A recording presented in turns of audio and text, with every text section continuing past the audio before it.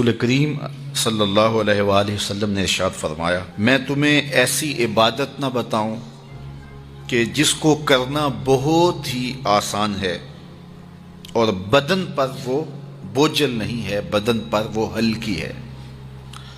عبادتوں میں مشقت تو اٹھانا پڑتی ہے۔ آپ نماز پڑھنا چاہیں گے تو آپ کو وضو کرنا پڑے گا ٹھنڈے پانی سے، چل کے مسجد جانا پڑے گا، رکوع و سجود ہوں گے۔ روزہ رکھنا ہے تو آپ کو دن بھر کی بھوک کاٹنی پڑے گی، زکوٰۃ دینی ہے، صدقہ کرنا ہے، خون پسینے کی کمائی سے پیسے جدا کرنے پڑیں گے، حج کرنا ہے تو بہت زیادہ مشقت اٹھانی پڑے گی۔ جتنے بھی اعمال ہیں خیر کے، اچھائی کے، ان میں بہت زیادہ مشقت اٹھانا پڑتی ہے۔ یہ طالب علم یہاں پڑھ رہے ہیں، 8 سال کا چلہ کاٹ رہے ہیں، معلمین پڑھا رہے ہیں، صبح تہجد سے اٹھتے ہیں اور شام تک ایک وظیفے میں لگے ہیں، علماء ہیں کام کر رہے ہیں، بہت سارے لوگ، کتنے مشقت والے کام ہیں، تب اللہ کی رضا جا کے نصیب ہوتی ہے۔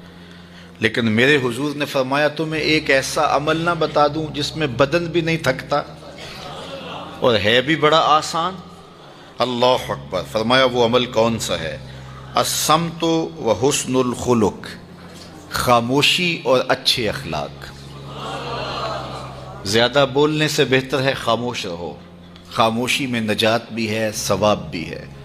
زیادہ بولنے والا جھوٹ بھی بول لیتا ہے، زیادہ بولنے والا گالی گلوچ اور سب و شتم پر بھی اتر آتا ہے، زیادہ بولنے والا کسی کی پگڑی بھی اچھال دیتا ہے، زیادہ بولنے والا غیبت بھی کر لیتا ہے، زیادہ بولنے والا ایسا مزاح کر لیتا ہے جس سے کسی کو تکلیف پہنچے۔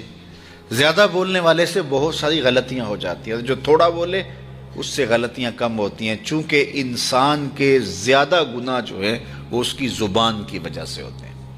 ایک روایت میں آتا ہے جب صبح ہوتی ہے سارے اعضائے بدنیاں زبان کے آگے ہاتھ جوڑتے ہیں، بی بی تو چپ رہنا، چونکہ بولتی تو ہے اور مصیبت سارے اعضائے بدنیاں کو سہنا پڑتی ہے۔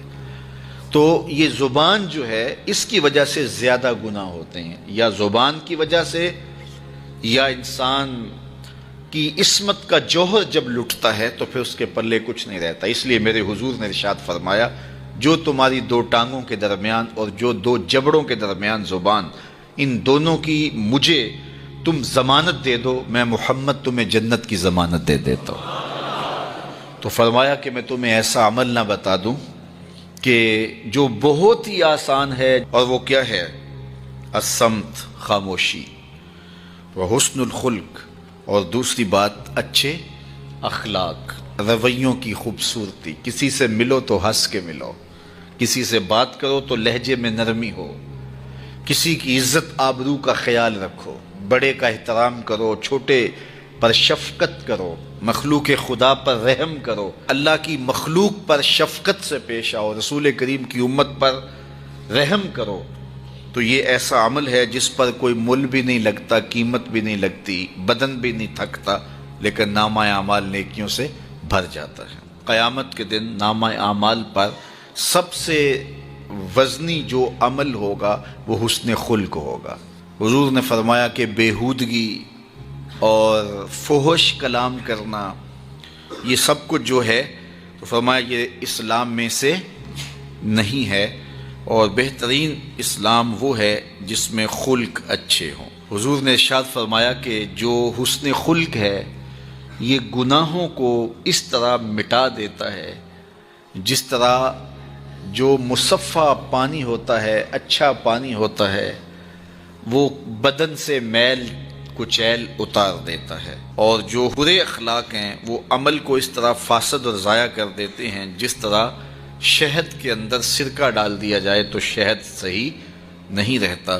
تو عمل اچھے ہیں لیکن بدخلقی ان اعمال کی بربادی کا سبب اور ذریعہ بن جاتی ہے۔ اللہ جل شانہ ہمیں معاملات کے اندر خوبصورتیاں نصیب فرمائے، رفق، نرمی نصیب کرے، معاف کر دینے کی توفیق نصیب کرے۔ رزق کمانے کے جو مقاصد ہیں وہ بہت سارے ہو سکتے ہیں، لیکن شریعت میں کاروبار کرنے کے، رزق روزی کمانے کے بنیادی مقاصد 3 ہیں۔ پہلا مقصد اپنے آپ کو سوال سے بچانا. دوسرا مقصد اپنے آپ کو حرام سے بچانا. تیسرا مقصد اپنی اولاد کی کفالت کرنا. یہ بنیادی مقاصد ہیں جن کے لیے رزق کمانا، روزی کمانا ہمارے اوپر لازم ہو جاتا ہے.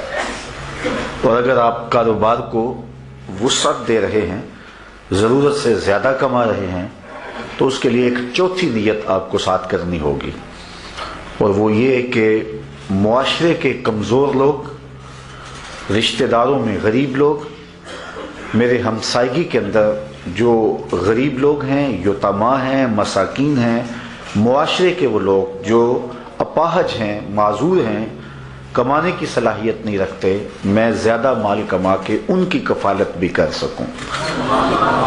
ان 4 مقاصد کو ذہن میں رکھ کر کے جو رزق کمایا جائے گا وہ دنیا نہیں ہوگی، عین دین ہوگا. لیکن اگر ان 4 مقاصد کے علاوہ رزق کمانے کا کوئی 5واں مقصد بھی شامل ہو گیا تو وہ ان 4 مقاصد کو بھی دنیا بنا دے گا.